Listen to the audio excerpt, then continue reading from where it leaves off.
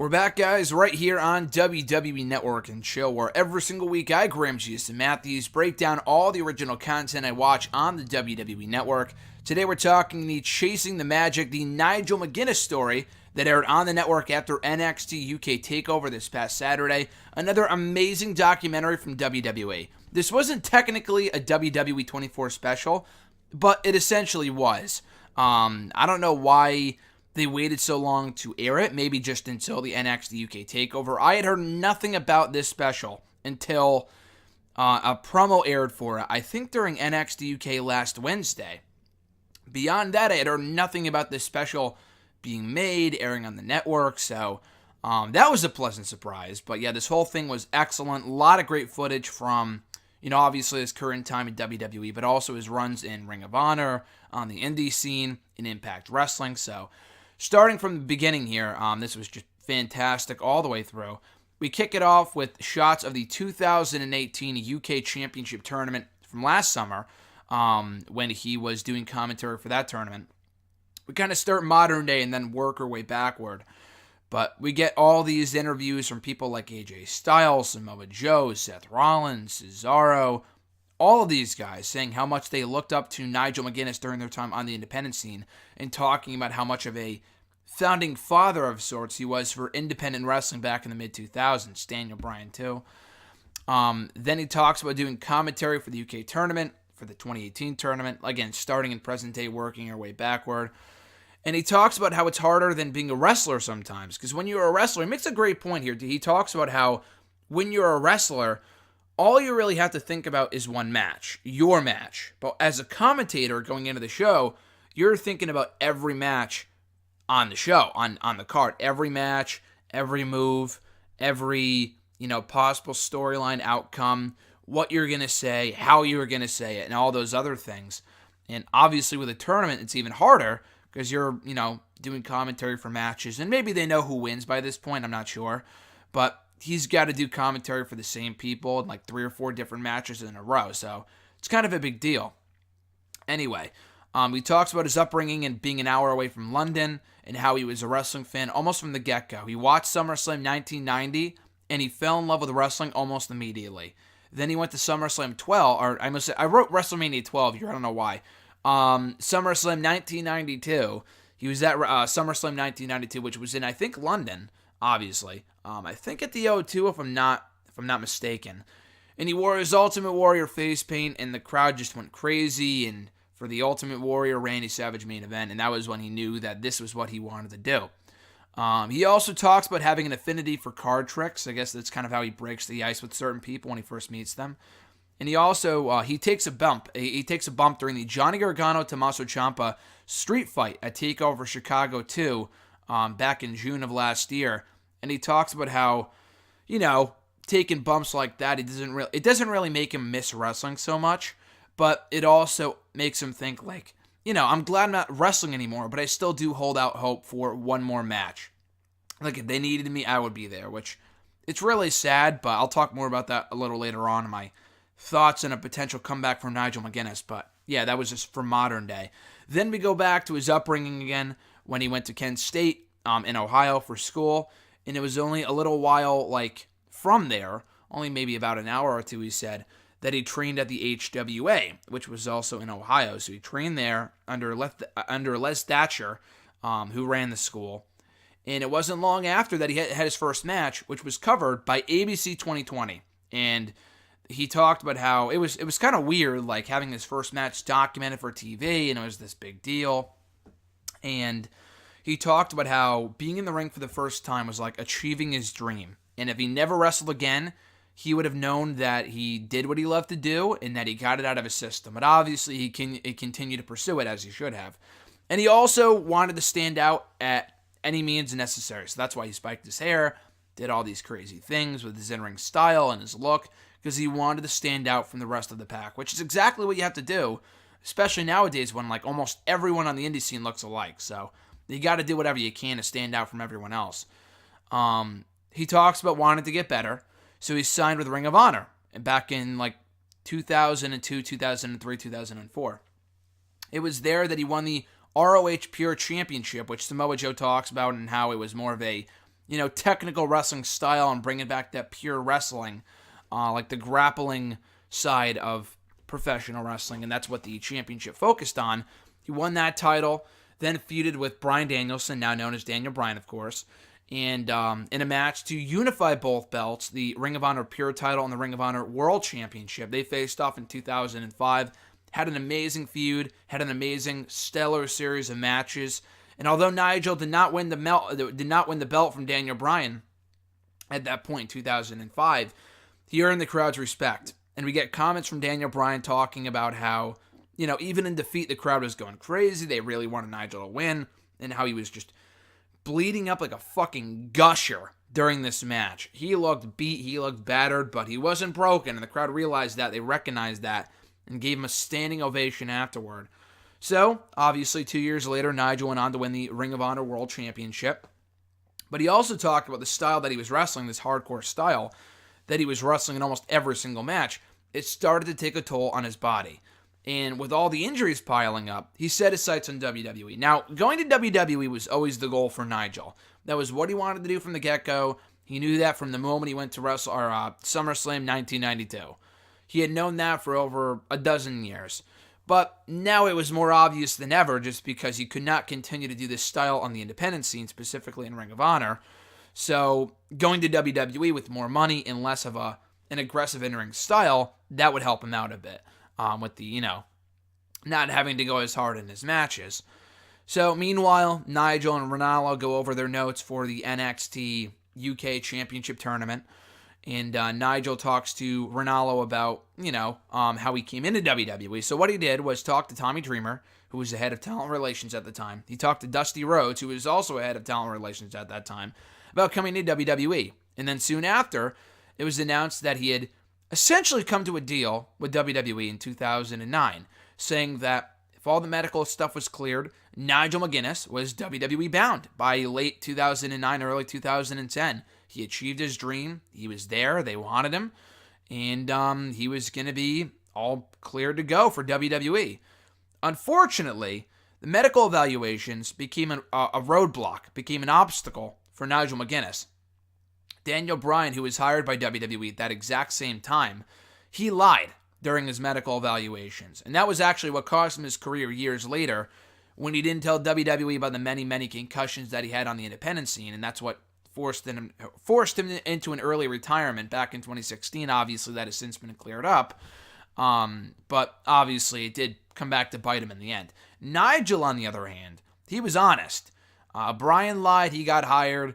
Nigel was honest, and they found a bicep tear, because he told them about the bicep tear. Now, he suffered that years earlier, and he had no health insurance. He wasn't making enough money to pay for the injury, so he just let it scar in place over the course of 18 months. And he was still wrestling fine, he was okay. But WWE said, yeah, we can't sign you without surgery. And he didn't have the money to pay for the surgery. So he went back to his doctor, and his doctor was like, yeah, there's nothing I can do. I'm going to clear you for competition. WWE, they don't know what they're talking about. You've been active now for a while. The injury clearly isn't an issue. You don't need to get surgery. I'm not gonna tell you to get surgery because you don't need the surgery. But the WWE still would not clear him. So he struggled with that decision for a very long time. Had he just lied to WWE, they focused on this for a while. Had he just lied to WWE, he would have made it in, a lot like Daniel Bryan. There's no telling where he would be today. He probably still would have gotten hepatitis and all that other stuff, which I'll talk about momentarily. But he would have been in WWE and achieved his dream job a lot earlier than he did back in 2017. But yeah, so he was honest. That cost him the job, and he just needed money, and he didn't know what to do. Bryan never really aimed to go to WWE. I mean, Nigel needed the money for the surgery. Bryan, in going to WWE, since that was never really his dream, he was just going there for the same reason that Nigel was, to an extent. Not because that was his passion, but when he was on the indie scene, going to WWE was never the end goal. But he needed the money, because obviously going to WWE would pay more than the independent scene. And at the same time, he would have that lesser, aggressive in-ring style. So it was the only place that really made sense for him to go. So that's why he went. But Nigel, it really made it made sense for him to go there, just because, not only for the other reasons that Daniel Bryan was going there for, but also because he really, really wanted to be there, and that was his dream. That was what he wanted to do. So anyway, that was what cost him a job with WWE, was his honesty. So right after that, he just went to TNA. He told them about the situation with his arm, and they were like, okay, if you're cleared for competition, we'll bring you in. So he went to TNA. And first night in, he faces Kurt Angle, and they show footage of this, by the way, which was cool. First night on Impact Wrestling, he faced Kurt Angle, and I think he beat Kurt Angle in that match, and they had a series of matches over the course of a few months.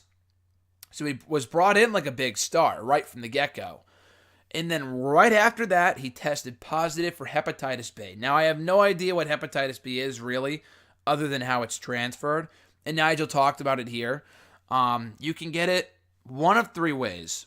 In most cases, apparently, according to Nigel. Either by unprotected sex, which he never had. Either by sharing needles, which he never did. Or by bleeding. Ding, ding, ding. Because obviously he was bleeding a lot in WWE. So if you're around blood a lot, that might have been how you got it. So that's probably how he got it from WWE. He never really knew how he got it. He never will know how he got it.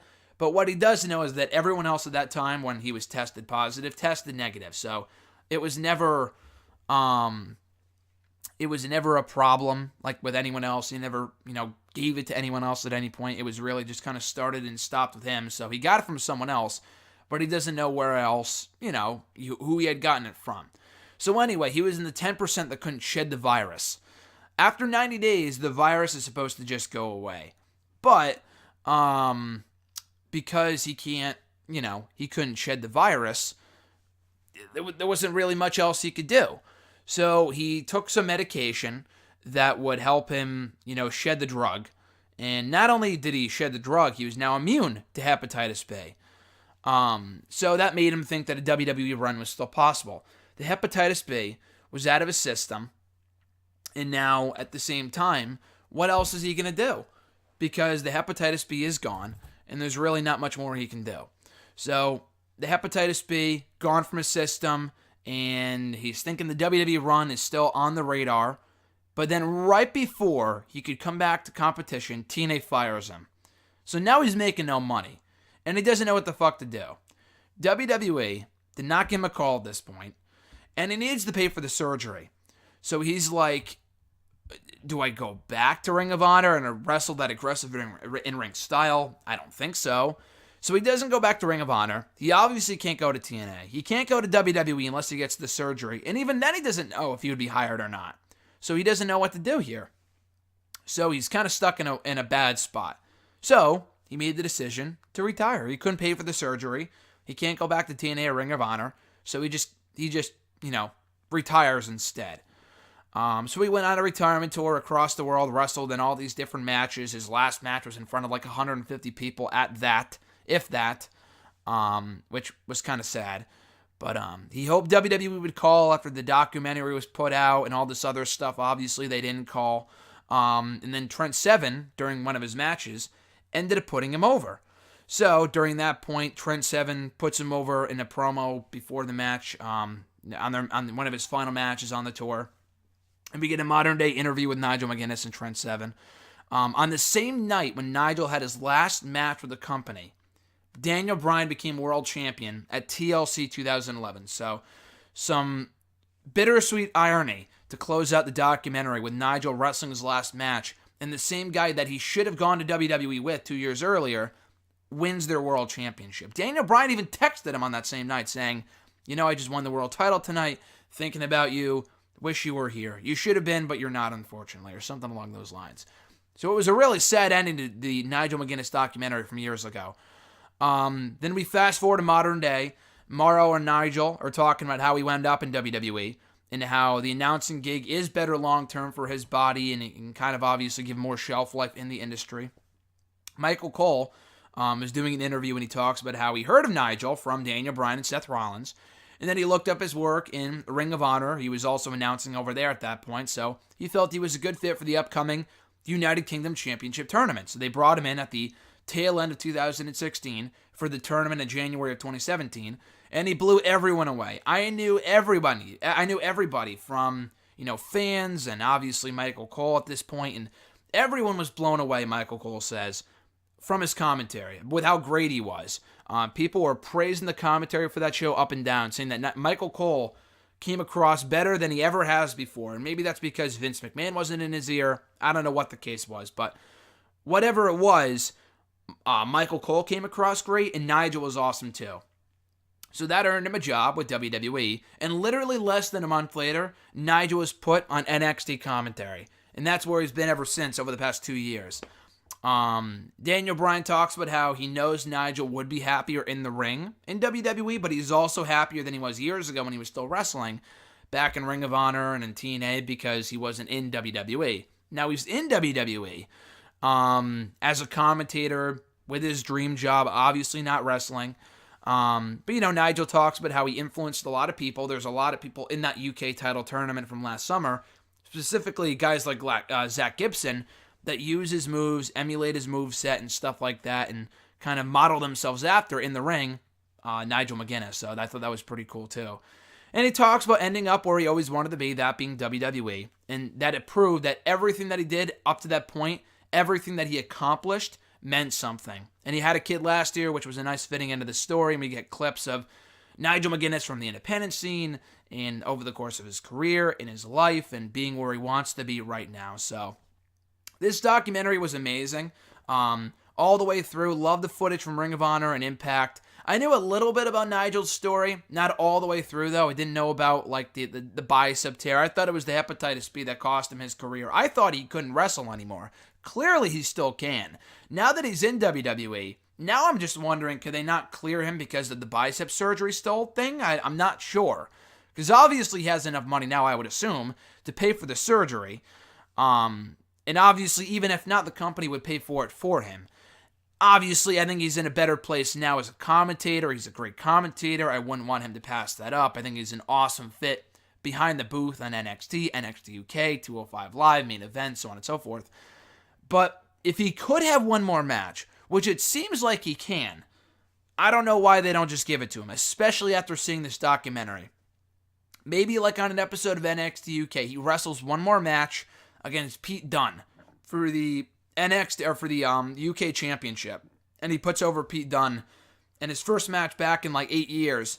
But he also, retires on that same night as well. I see nothing wrong with that. So beyond that, I thought this was an amazing documentary. Just kind of left me with a few questions that weren't really going to be answered by WWE. But clearly, Nigel wants to be back in the ring. I don't think he's going to be a full-on wrestler from now on, but it would be cool if he was given one more match, if he was able to go. I know he hasn't wrestled since 2011, but it seems like he could be clear to compete if they wanted him to wrestle.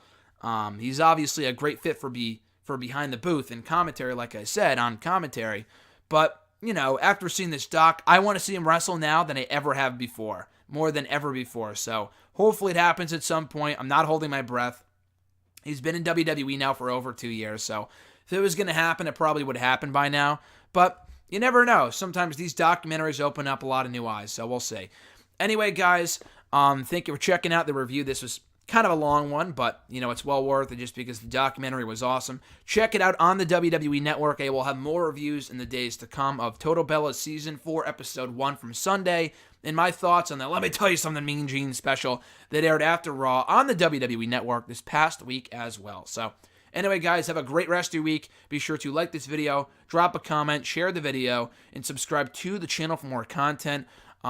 Be well, guys. I'm Graham G.S. Matthews. I'll catch you on the next edition of Network and Chill, or whatever video you check out next right here on the channel, and I'll catch your ass down the road.